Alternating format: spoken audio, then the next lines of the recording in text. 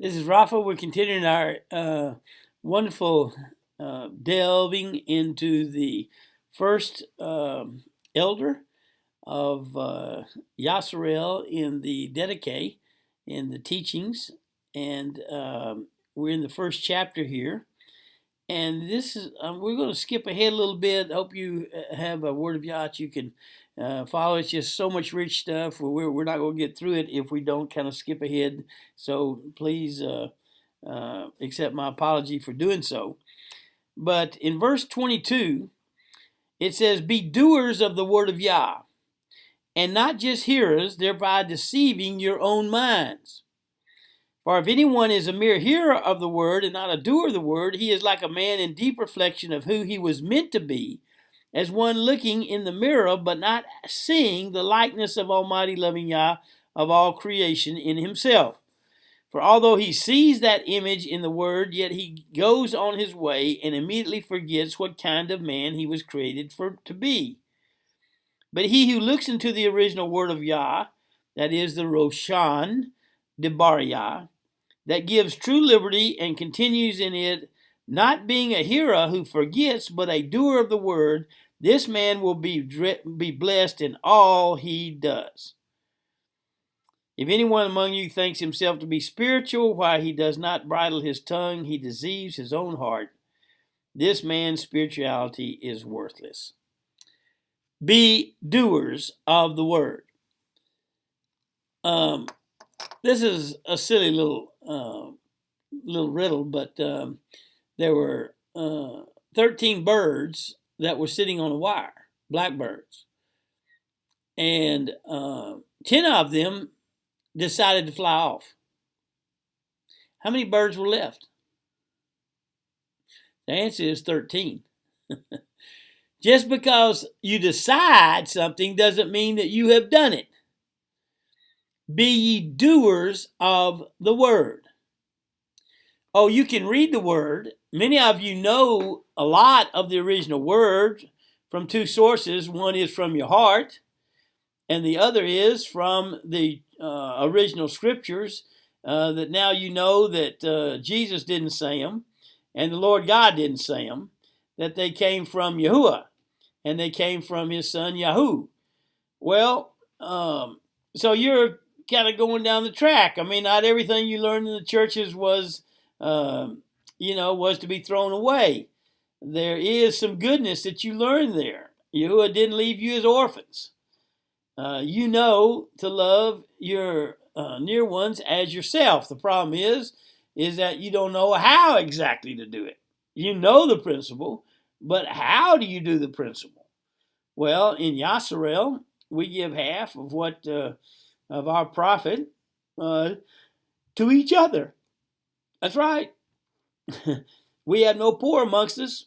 We're growing as a group, and it's fun. It fulfills the part of us, the 50% part of us that is community. You see, when YAHUWAH made us, he made us half to be individualists and half to be community. And that's how we function happiest. Well, you say, do you have to give half? Well, you also receive half of everybody else's. And so it's kind of a voluntary, no, you don't have to do this. It's all by love. But if you do it by love, then it's an amazing thing what he's doing with that. And we're doing it as a nation. In the East, we have 122 companies that YAHUWAH has led us to start. And half of those companies, they take their profit and they share them with half of the other companies. So all the companies are interconnected and they all prosper as a unit. Well, the same thing happens with the mature believers. Again, it's by love. It's by nothing is forced, but we have a neighbor fund, and it's an Ahapi fund. And we put half, those of us who choose to, and I've done it since the very beginning that we established this fund. And if I told you how much my share of that fund was this last year, you simply wouldn't believe it. See, the object is not to come to it because it's a great financial investment, which it is. But the object is to come to it because it's the Word of God, because it's right. and because he said it. So many things like that are exactly how the Father leads. Look, when I gave that first $3.5 million down to Cuba, I still haven't reaped the total reward yet, but it's now worth over $1 billion. $3.5 million. In fact, some estimates are up. There's more like about 30 billion, depending on how you value land in Cuba these days. I don't know. I've given it all to the people there in Cuba, but I tell you what, I love the Cuban people and they love me. And I'd hate to be in Castro's shoes these days because he's pillaged, he's taken advantage of the people, he's murdered, he's lied, he's cheated them for decades now, and his time is coming due. But the exciting thing for me is that the island of Cuba is going to become the first Yachty nation in American history, in the history of the Americas. Why? Well, part of it is because I was obedient in taking that $3.5 million down there and planting it in Cuba. Now I get to plant seeds in Cuba for a couple of years, and then we'll just see a changeover. As the Cuban people become barbarians of Yasserel, they'll understand this. They'll just throw Castro out, communism out, and they will turn to be an amazing, prosperous nation. That prosperity, 50% of it, comes back to us. That's how it works. And that's the blessing of Yahuwah. Be doers of the word, not just the conceivers of it. See, most people, I mean, even I thought back, 28 years ago when I did this, I thought that $3.5 million was just down the drain. It was just a gift. And it was a gift. I turned loose of it. I planted it for his sake. And I taught the people how to use these financial principles, but I thought I'd never see it again. And now, in these latter days, I'm seeing how Yahuwah has multiplied and multiplied and multiplied it. How he has given the barbarians of Yasserel great favor in Cuba. And how the greatest slave state in the Americas is now going to advance. Remember how the Savior said, those that are low and downtrodden, he's going to raise up. You're going to see the island of Cuba becoming one of the most prosperous lands in all the Americas. Well, I'd like to just mention this last verse in the first chapter. Because again, surprised by joy. I didn't know what Yahuwah had planned when he first got me involved in this. Pure faith, undefiled before Yahuwah, almighty loving Yah of all creation.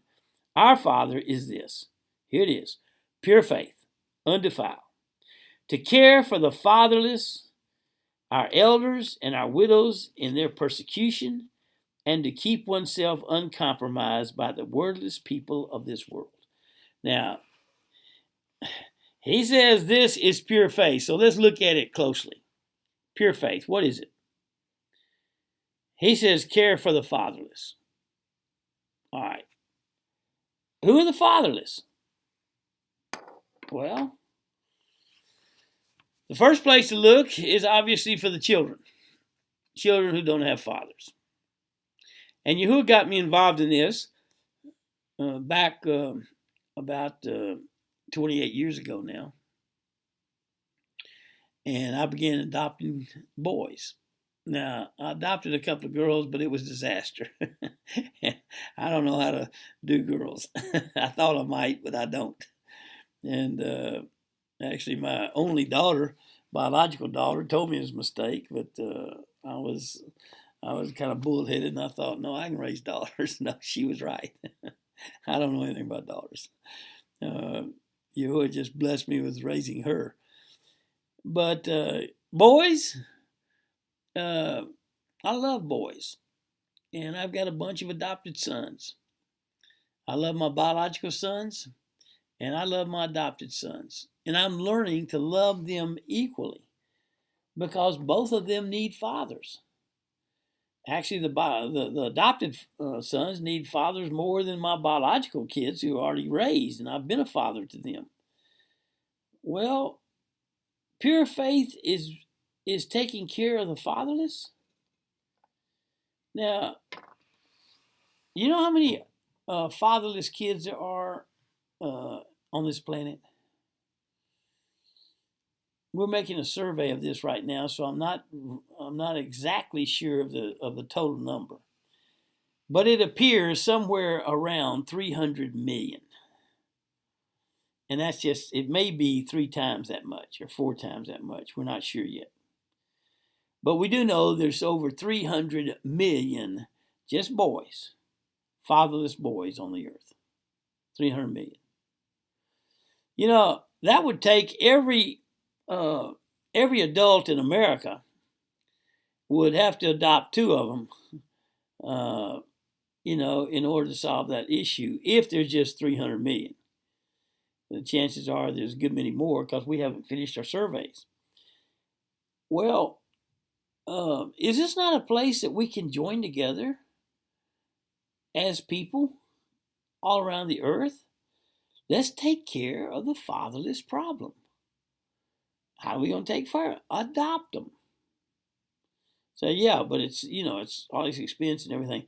Now, if you do it Yahuwah's way, you just come, you determine that a child is fatherless. If they're old enough to respond to you, just say, "Would you like to have a father?"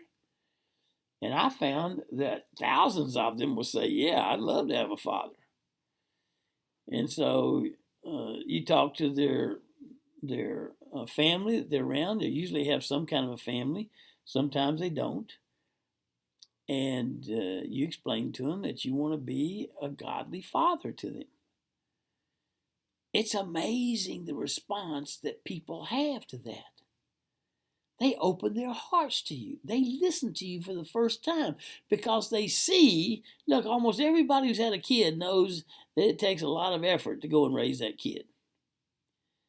And it takes a lot of love to raise a kid healthily. Well, the way that we do it over in the Middle East is we do it on ranches. We buy ranches. They're working ranches. We already have them. It's the principle of use what you have, start where you are. And we start putting the boys on there. And then we start them right off. As soon as they're big enough to, pull a hole to the garden, we start them on this process of 50% work and 50% play when they're young. We have them go to school, and then we have them do 2 hours of work and 2 hours of play, sports, whatever they want to do. They need to have a childhood, and it's a great formula. I think we have the highest retention of anybody in the world because 96% of our graduate boys from our schools, from these ranches, go back and work in the system. They love it. They love the cultural milieu that we have. They love the camaraderie. They love the teaching of the word. And they love the financial blessings that come upon us by doing it God's way. Now, is that the way to do it here in the Americas, in the West? I don't know. We're going to try it. It's the only way I know how. So, how do we try? Well, we use what we have. And what we have is we've got a few acres that we have up on Eagles Mountain in Missouri. And so we're going to begin using it. Pure faith, undefiled. Take care of the fatherless, the elders. And then it says the widows. So we're going to take care of them too. The elderly and the widows. Elderly, that is grandparents, if you would. Grandparents and kids go together. They're made for each other. They shouldn't be separated. Now, I've gone through a time where Satan has tried to divide me from some of my grandkids because a couple of my kids are trying to protect Christianity in their homes. And I raised them in that, and they have a lot of friends, and they're kind of cultural society that they're in is all Christians, and that's where their fellowship is. But sooner or later, I think they're going to realize that, Christianity simply is sun god worship in a glorified body. And Why are they going to teach their kids a lie? Jesus never existed, even though Jesus is better than Jesus.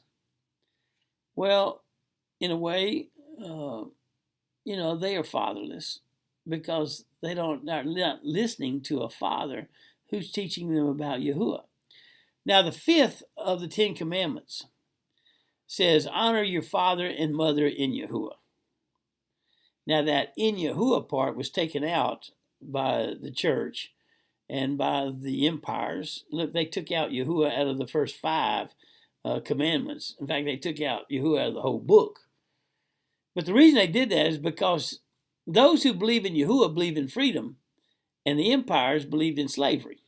And so it was oil and water. Boom. And that's where you have a lot today of the conflict that is existing between the Yadi of Yasharel and the religions of this world, including Christianity. And you're going to see it intensify. It's not going to lessen. But it's going to be the youth who are going to catch on to this the soonest. And they're going to say, Mom and Dad, I don't believe in a God of slavery. Our elder teacher Rafa over here he's been teaching us how that that's a pagan god. You're going to find a lot of the young people, a lot of the kids are going to teach the parents. Honor your father and mother in Yahuwah. Why? That your days may be long. Literally, your YAoms, your adventures with Yah, and the prosperity that comes out there would be a blessing. This is pure faith, undefiled before God himself. Have a blessed day.